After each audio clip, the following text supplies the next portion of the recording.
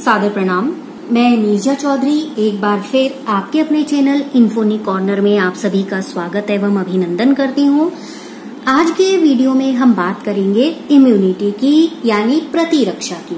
हम पढ़ रहे थे मानव स्वास्थ्य एवं रोगों को यानी कि ह्यूमन हेल्थ एंड डिजीज के बारे में हम पढ़ रहे थे। तो इसमें जो आज का हमारा टॉपिक रहेगा वो रहेगा इम्यूनिटी। देखिए इम्यूनिटी होती क्या है। एक्चुअली बहुत सारे ऐसे इन्फेक्शियस फैक्टर्स होते हैं जिनका हमें अपने डेली रूटीन में सामना करना पड़ता है, लेकिन जितने भी वो इन्फेक्शियस फैक्टर होते हैं वो इन्फेक्शन फैलाएं इससे पहले ही कुछ ऐसा हो जाता है कि वो हमारे शरीर पर किसी भी तरीके का नकारात्मक या नेगेटिव इफेक्ट नहीं डाल पाते, यानी कि वो हमें बीमार नहीं कर पाते। यानी वो सभी ऐसे नहीं होते हैं जो हमारे लिए बीमारी का कारण बने। ठीक है। अब इनमें से जो कुछ होते हैं जो हमारे शरीर पे एक तरीके का नेगेटिव इफेक्ट डालते हैं और हम बीमार पड़ जाते हैं। कारण ये होता है कि जो हमारी बॉडी होती है उसमें मोस्टली एक्सटर्नल फैक्टर के प्रति, यानी कि जो भी आउटर फैक्टर्स होते हैं या बाहरी कारक होते हैं, उन एक्सटर्नल फैक्टर के प्रति अपने आप को प्रोटेक्ट करने की एक नेचुरल टेंडेंसी होती है। ठीक है। वो अपने आप को नेचुरली क्या कर लेती है, प्रोटेक्ट कर लेती है। अब पैरासाइट की यहाँ पर पैथोजन के या ऐसे जीवों से लड़ने की क्षमता जो रोग उत्पन्न कर रहे हैं वही क्या कहलाती है, वो कहलाती है हमारा इम्यून सिस्टम। ठीक है। इम्यून सिस्टम यानी हमारा प्रतिरक्षी तंत्र। ठीक है। और ये जो टेंडेंसी होती है वो होती है बॉडी की इम्यूनिटी मीन्स प्रतिरक्षा। प्रतिरक्षा मतलब जितनी भी एक्सटर्नल फैक्टर्स हैं उनके प्रति अपने आप को बॉडी में खुद को प्रोटेक्ट करने की एक टेंडेंसी होती है। वो टेंडेंसी किस कारण होती है, वो टेंडेंसी होती है हमारे इम्यून सिस्टम के कारण। और ये जो पूरी प्रोसेस को अगर एक नाम दे कि जिसकी वजह से ये इम्यून सिस्टम बूस्टअप होता है या शरीर में रोगों से लड़ने की क्षमता आती है, उसे कहा जाता है इम्यूनिटी। क्लियर, यानी कि प्रतिरक्षा। अब देखिए ये जो इम्यूनिटी है ये जनरली दो तरीके की होती है। मुख्यतः की बात कर रहे हैं हम कि ये क्या होती है, दो तरीके की होती है। एक तो होती है इनेट इम्यूनिटी होती है। ठीक है। इनेट इम्यूनिटी, हिंदी में इसको कहा जाता है सहज प्रतिरक्षा। सहज प्रतिरक्षा। दूसरी होती है यहां पर उपार्जित यानी कि एक्वायर्ड इम्यूनिटी। इसे बोला जाता है उपार्जित प्रतिरक्षा। इसे कहते हैं उपार्जित प्रतिरक्षा। ठीक है। Acquired immunity. अब पहले हम बात कर लेते हैं कि जो इनेट इम्यूनिटी होती है वो इनेट इम्यूनिटी क्या होती है। ये एक तरीके का ऐसा प्रोटेक्शन है जो हमें जन्म से ही होता है, यानी कि बाय बर्थ हमारी शरीर में ये गुण होता है या एक ऐसी पावर होती है जितने भी जब भी कोई एक्सटर्नल फैक्टर उस पे अटैक करता है या बॉडी में एंटर करने की कोशिश करता है तो ये क्या करती है, एक बैरियर खड़ा कर देती है, एक रोध बना देती है और जिस वजह से बॉडी को प्रोटेक्शन मिलता है। इसके लिए हमें अलग से कुछ भी करने की जरूरत नहीं पड़ती, ये हमें जन्मजात होती है। यानी कि हमारा जो इम्यून सिस्टम की वर्क पावर है वो क्या होती है, जन्मजात जो वर्क पावर होती है उसे कहा जाता है इनेट इम्यूनिटी। अब हम इनेट इम्यूनिटी की बात करें तो हम ये कहते हैं, हमने अभी कहा कि जैसे क्या करती है, एक बैरियर उत्पन्न कर देती है, एक बैरियर बना देती है। तो ये बैरियर कौन से होते हैं जिसकी वजह से बॉडी का प्रोटेक्शन होता है। तो ये बैरियर को अगर हम कैटेगराइज करें तो ये बैरियर होते हैं चार तरीके के। एक तो हमारे होते हैं फिजिकल बैरियर। ठीक है। हिंदी में शारीरिक रोध जिनको कहा जाएगा। इसी को पहले पढ़ते हैं कि फिजिकल बैरियर कौन से होते हैं। फिजिकल बैरियर में एक्चुअली जो हमारी स्किन होती है, हमारी स्किन प्रोटेक्शन का काम करती है, यानी कि जो हमारी त्वचा है वो प्रोटेक्शन का काम करती है। इसका काम होता है कि जो माइक्रोब्स बाहर हैं या जो माइक्रोब्स बॉडी के अंदर एंटर करने की कोशिश करना चाह रहे हैं, ये उन माइक्रोब्स के एंट्रेंस को बंद करने का काम करती है। यानी कि ये स्किन क्या करती है, प्रोटेक्शन करने का काम करती है। समझ में आ गया। अब यहाँ पर क्या होता है, जैसे हमारा रेस्पिरेटरी ट्रैक है, रेस्पिरेटरी ट्रैक, ठीक। देखिए रेस्पिरेटरी ट्रैक है या गैस्ट्रोइंटेस्टाइनल ट्रैक है या यूरिन ट्रैक है, ये सारे ट्रैक पर क्या होता है, एक एपिथेलियम का एक म्यूसिलेजिनस कोटिंग होती है, ठीक है। किसकी? एपिथेलियम की म्यूसिलेजिनस एक कोटिंग होती है, जो कोटिंग का क्या काम होता है, थीलियम लिख रही थी मैं, थीलियम की कोटिंग किसकी होगी, एक म्यूकस टाइप का, श्लेष्म टाइप का होगा, उसकी एक कोटिंग होगी जिसे म्यूकस कहा जाता है, यानी कि हल्का सा चिपचिपा तरीके का पदार्थ होता है। और जैसे रेस्पिरेटरी ट्रैक है हमारा और गैस्ट्रोइंटेस्टाइनल है या हमारा यूरिन ट्रैक है, इसको क्या करता है, यही जो ये म्यूकस कोटिंग होती है, ये म्यूकस कोटिंग जितने बैक्टीरिया हैं या जितने रोगाणु हैं उनको रोकने में हेल्प करती है। और इसी तरीके से इसको कैटेगराइज किया गया है किसमें, फिजिकल बैरियर में, ठीक है। दूसरा यहाँ पर आता है जो हम बैरियर पढ़ेंगे, वो हमारा आएगा फिजियोलॉजिकल बैरियर, हिंदी में कायिकीय रोध जिनको बोला जाता है, काय में लिख ही दे रही हूं, कायिकीय रोध, क्योंकि कई बार हिंदी में आ गया तो दिक्कत होती है, कोशिश यही रहती है टर्मिनोलॉजी दोनों में रहे। अब देखिए ये क्या है, फिजियोलॉजिकल में क्या होगा, हमारा जो स्टमक है उस स्टमक में क्या होता है, एसिड होता है, ठीक है। हमारा माउथ है, माउथ में होता है सलाइवा यानी कि लार होती है। हमारे आंखें हैं, आंखों में आंसू होते हैं। और ये सारे के सारे क्या करते हैं, जैसे स्टमक में एसिड है, सलाइवा है या टीयर है, ये क्या करते हैं, जितने बैक्टीरिया आ रहे हैं या जितने रोग अणु आ रहे हैं, रोगाणु लिख रही थी मैं, जितने रोगाणु आ रहे हैं उनकी वृद्धि को रोकने का काम करते हैं। जैसे आप देखिए आंख में कुछ गिरता है तो पानी बाहर आने लगता है, मीन्स आंसू बाहर आने लगते हैं, और उसके बहाव के साथ वो रोगाणु क्या हो जाता है, बाहर निकल आता है। इसी तरीके के हमारा स्टमक है, स्टमक में एसिडिक मीडियम होता है, जिसकी वजह से वहां किसी भी तरीके का जो आउटर एलिमेंट एंटर किया होगा वो वहां पर जीवित नहीं रह पाता। और ऐसे ही सलाइवा है, सलाइवा के वर्ग हमने पढ़े हैं। सलाइवा क्या काम करती है, एक तो इंटरनल क्लीनिंग का काम करने के साथ साथ इंटरनल माउथ में जो इन्फेक्शन होता है या जो बैक्टीरिया पनपने की संभावनाएं होती हैं उनको रोकने का काम करती है, तो इसलिए इसको रखा गया है फिजियोलॉजिकल बैरियर में। ऐसे ही हमारे तीसरे नंबर पर इसमें आते हैं सेलुलर बैरियर, सेलुलर बैरियर यानी कि कोशिकीय रोध। कोशिकीय रोध में क्या होते हैं, हम जानते हैं जो WBC होते हैं वो क्या होते हैं, न्यूट्रोफिल्स हुए, यानी कि PMNL जिनको बोला जाता है, PMNL। तो इस तरीके के कुछ WBC होते हैं जो मोनोसाइट्स होते हैं, और नेचुरली इनमें एक किलर लिम्फोसाइट के कुछ प्रकार होते हैं, जिसकी वजह से यहाँ पर बहुत बड़े बड़े माइक्रोफेजेस जो रोगाणु हैं उनका यहाँ पर डाइजेशन हो जाता है या उनको फूड बना लिया जाता है, और उसके बाद वो रोगाणु नष्ट हो जाते हैं। यानी जो हमारा सेलुलर बैरियर है उसमें हमारे ब्लड में जितने भी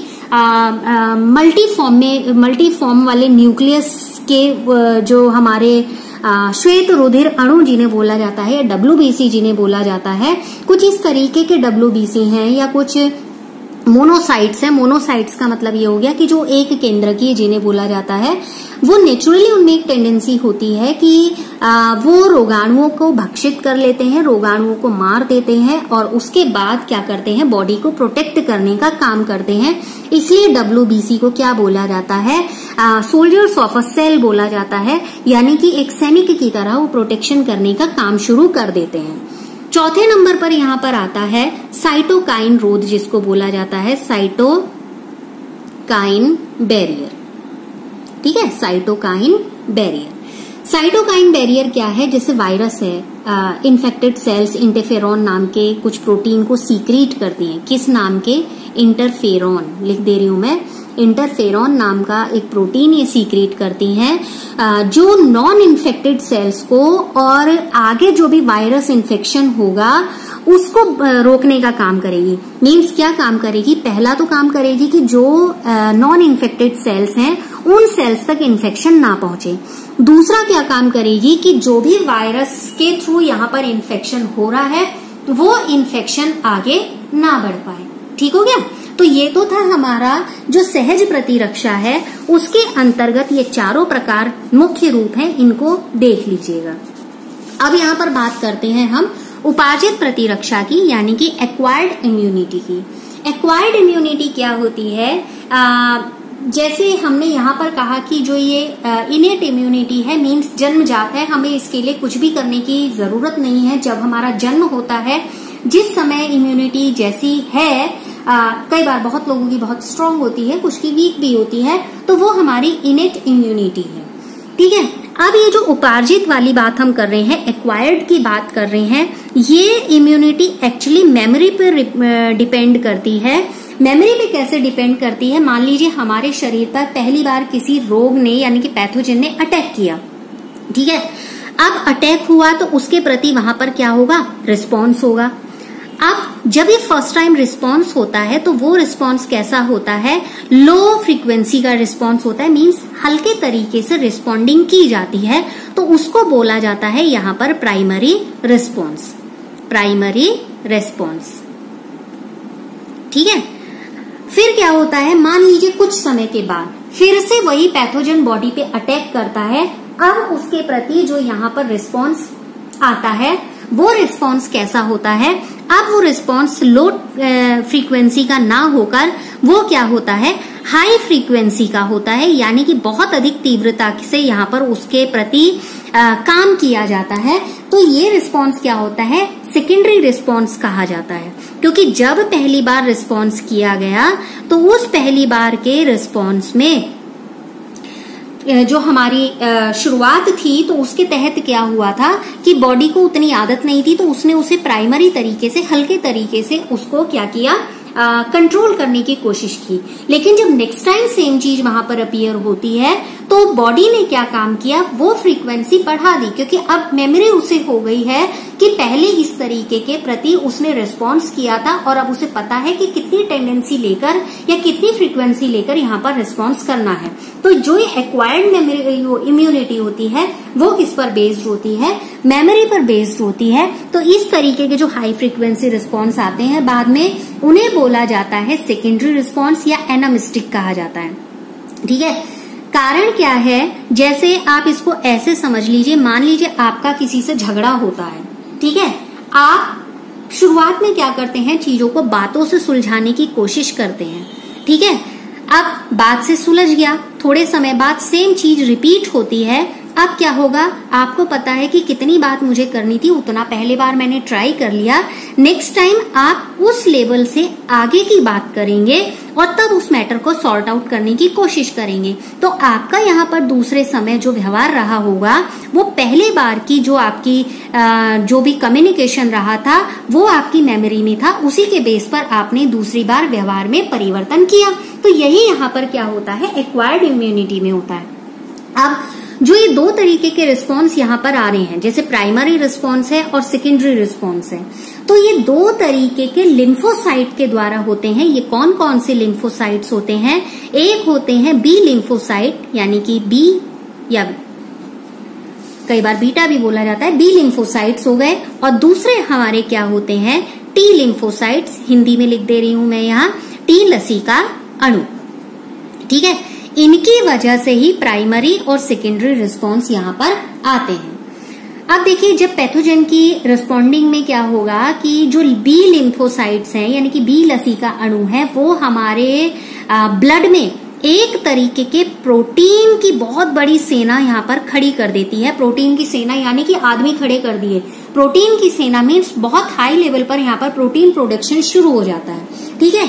अब ये प्रोटीन क्या काम करता है, रोग जो भी वहां पर आया है पैथोजन, उससे लड़ने की कोशिश करता है और उससे लड़ता है। एक्चुअल में ये जो प्रोटीन्स होते हैं ये क्या होते हैं, एंटीबायोटिक्स होते हैं। ठीक है, ये क्या होते हैं, एंटीबायोटिक्स होते हैं। और टी जो सेल्स होती हैं, ये टी सेल्स खुद को किसी भी तरीके के एंटीबायोटिक का सीक्रेशन तो करती नहीं है। ठीक है, लेकिन जो यहाँ पर प्रोटीन बने हैं, इन बनने वाले प्रोटीन में ये किसकी हेल्प करती हैं, बी लिम्फोसाइट्स की, यानी कि बी सेल्स की हेल्प करती हैं। अब यहाँ पर देखिए कि जो भी यहाँ पर जो भी एंटीबायोटिक बन रहा है, उस मॉलिक्यूल में 4 तरीके की पेप्टाइड चेन होती हैं। मैं इस तरीके से इसको बनाती हूँ। 4 तरीके की जो पेप्टाइड चेन होती हैं, ये इनमें क्या होती हैं, 2 छोटी होती हैं, ये है और एक ये है, सॉरी। ठीक है, क्या होती हैं, 1 और 2 तो क्या होती है, बड़ी चेन होती हैं, और 2 होती हैं ये छोटी चेन, 1 2 3 4। तो ये 4 चेन यहाँ पर होती हैं। इनमें क्या होते हैं, जो एंटीबायोटिक होते हैं वो उनका रिप्रेजेंटेशन होता है H2L2 के रूप में। और हमारे शरीर में ये बहुत अलग तरीके से क्या डेवलप करते हैं, एंटीबायोटिक को बनाने का काम करते हैं, यानी कि एंटीबायोटिक डेवलप करते हैं। क्लियर हो गया। अब इनमें से मुख्य एंटीबायोटिक क्या होते हैं, IgA हो गया, IgM हो गया, IgE हो गया और IgG हो गया। ये कुछ एग्जाम्पल है। ठीक है, अब ये जो पूरा ब्लड में, ये जो एंटीबायोटिक ब्लड में पाया जा रहा है, जो पूरा का पूरा सिस्टम, जैसे अभी हमने जो डायग्राम देखा कि इस तरीके के उनमें क्या होते हैं, ये मतलब 4 श्रृंखलाएं होती हैं, 2 छोटी होती हैं और 2 बड़ी होती हैं। इसको क्या बोला जाता है, हिंदी में बोला जाता है तरल प्रतिरक्षा अनुक्रिया। ठीक है, तरल प्रतिरक्षा अनुक्रिया, या इंग्लिश में बोला जाता है ह्यूमोरल इम्यून रेस्पॉन्स। तो 2 प्रकार के जो भी एंटीबायोटिक यहाँ पर आते हैं, तो यहाँ पर एक तरीके के रिस्पॉन्डिंग करते हैं और इन रिस्पॉन्डिंग में से ये एक है। अब दूसरे तरीके की अनुक्रिया इसमें कैसी होती है, दूसरे तरीके की अनुक्रिया होती है यहाँ पर CMI, यानी कि सेल मेडिएटेड इम्यूनिटी। ठीक है, जो सेकंड रिस्पॉन्डिंग आती है, जो कोशिका से संबंधित होती है, उसको कहा जाता है CMI, यानी कि cell mediated immunity. T lymphocyte और CMI का क्या करेंगे, एक तरीके का इसके लिए माध्यम बनने का काम करते हैं। कौन, लिम्फोसाइट, कौन से, टी लिम्फोसाइट्स। ओके, अब जब मान लीजिए किसी वजह से आंखें हैं, लीवर है, किडनी है, या हमारा हार्ट है, किसी वजह से सेटिस्फैक्ट्री फंक्शनिंग नहीं हो रही है, तो हम उसके लिए क्या यूज करते हैं, ट्रांसप्लांटेशन। एक ट्रीटमेंट यह सजेस्ट किया जाता है कि ट्रांसप्लांटेशन किया जाए, जिससे कि जो भी बीमार व्यक्ति है वो एक सामान्य जीवन वहां पर जी सके। अब उसके लिए क्या शुरुआत होती है, शुरुआत होती है एक खोज से, और खोज होती है एक डोनर की, एक ऐसे डोनर की जो जिसके किसी पार्ट को या अंग को वहां पर डोनेट किया जा सके। अब ऐसा तो है नहीं कि किसी का भी किसी को भी लगा दिया जाए, है ना, कि उसके लिए क्या क्या मैचिंग होगी, ब्लड की भी मैचिंग होगी, साथ ही साथ उसके जितने टिश्यूज हैं उनकी भी मैचिंग होगी। अगर वहां पर ये मैचिंग हो जाती है, यानी कि इम्यूनो परसेंटेज लेने पड़ते हैं, और उसके बाद क्योंकि हमारी बॉडी में एक टेंडेंसी होती है, वो ये भी जान लेती है कि उसका ओन पार्ट कौन सा है, और वो ये भी जान लेती है कि अदर पार्ट, यानी कि दूसरे से ट्रांसप्लांटेड पार्ट कौन सा है।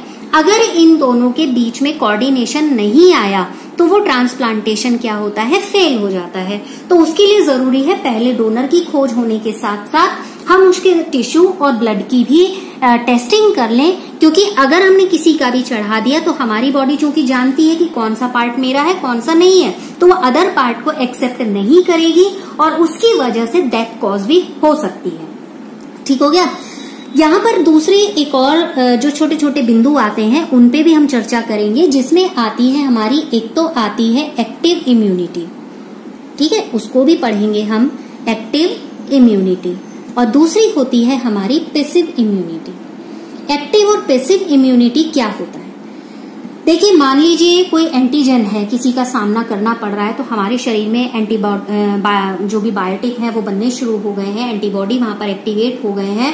और एंटीजन कुछ भी हो सकता है, यानी कि लिविंग फॉर्म में भी हो सकता है, डेड फॉर्म में भी हो सकता है, या फिर प्रोटीन के फॉर्म में भी हो सकता है। तो इस तरीके से जब हमारी बॉडी उनके प्रति काम करना शुरू कर देती है तो उसको बोला जाता है सक्रिय प्रतिरक्षा, यानी कि एक्टिव इम्यूनिटी। स्पीड कैसी होती है एक्टिव इम्यूनिटी की? बहुत धीमी स्पीड होती है, और जितनी रिस्पॉन्डिंग यहाँ पर उसे जब देनी है, कई बार वो रिस्पॉन्डिंग क्या होती है, इतनी ज्यादा स्लो होती है कि वो बहुत लंबा समय ले लेती है, ज्यादा लंबा समय ले लेती है।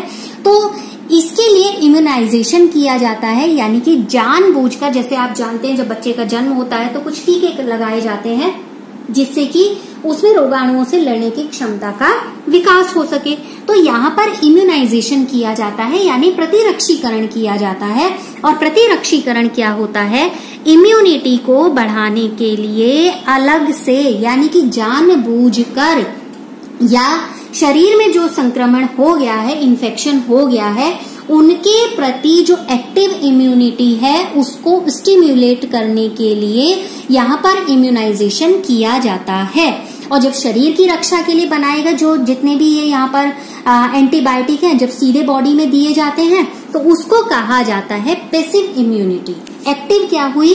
पैसिव के माध्यम से यहाँ पर एक्टिव इम्यूनिटी को क्या किया जा रहा है? बूस्टअप करने की कोशिश की जा रही है। एक यहाँ पर प्रश्न आता है, हालांकि हम उसे पहले भी डिस्कस कर चुके हैं, कि जैसे जब बच्चे का जन्म होता है तो उसे माँ का दूध सजेस्ट किया जाता है कि बच्चा माँ का दूध पिए। क्यों पिए?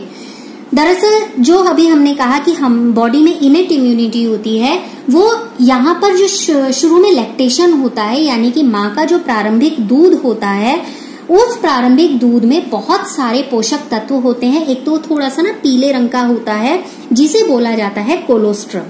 कोलोस्ट्रम एग्जाम के पॉइंट ऑफ व्यू से कोलोस्ट्रम बहुत महत्वपूर्ण है, ठीक है। कोलोस्ट्रम में क्या होता है? IgA एंटीबायोटिक बहुत प्रचुर मात्रा में होता है, यानी कि IgA प्रतिरक्षी बहुत प्रचुर मात्रा में होता है, जो बच्चे की रक्षा करता है रोगाणुओं से लड़ने में, ठीक है।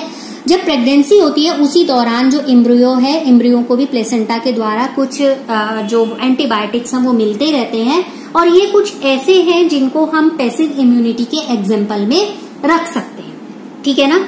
एक और छोटा सा टॉपिक यहाँ पर डिस्कस कर लेते हैं, वो है हमारा ऑटो इम्यूनिटी, यानी कि स्व प्रतिरक्षा।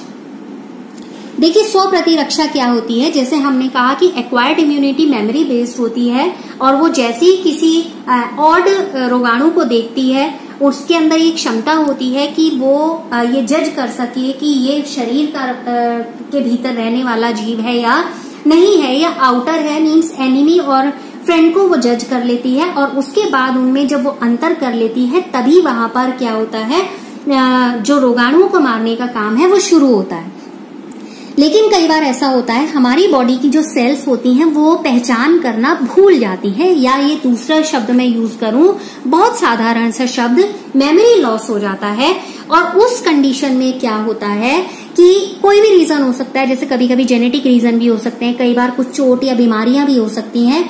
तो यहाँ पर क्या होता है, कुछ अदर ही रीजन से जो मतलब ये सेल्स होती हैं, ये अपनी ही सेल्स पर, अपनी ही कोशिकाओं पर अटैक करना शुरू कर देती हैं, और ये अपने ही शरीर की कोशिकाओं को डाइजेस्ट करने लगती हैं, उनका भक्षण करने लगती हैं, ठीक है।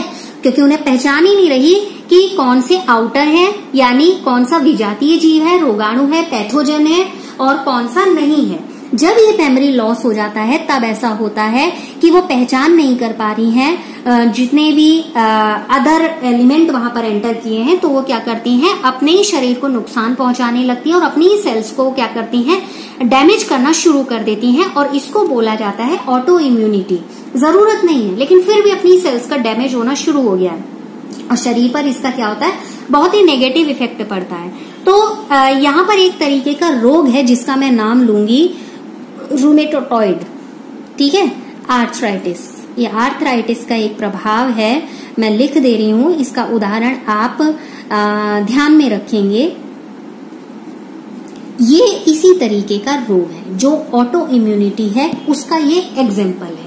तो फिलहाल हमने जो पढ़ा, इम्यूनिटी के बारे में पढ़ा, हम कि जान रहे हैं कि इम्यूनिटी क्या होती है, साथ ही क्या होते हैं कि जो छोटे छोटे टॉपिक हैं कि जो हमारा इम्यून सिस्टम है या लिम्फॉइड ऑर्गन्स हैं वो किस तरीके से काम करेंगे, वो हम नेक्स्ट उसमें देखेंगे। फिलहाल टाइप ऑफ इम्यूनिटी हमने देखा है।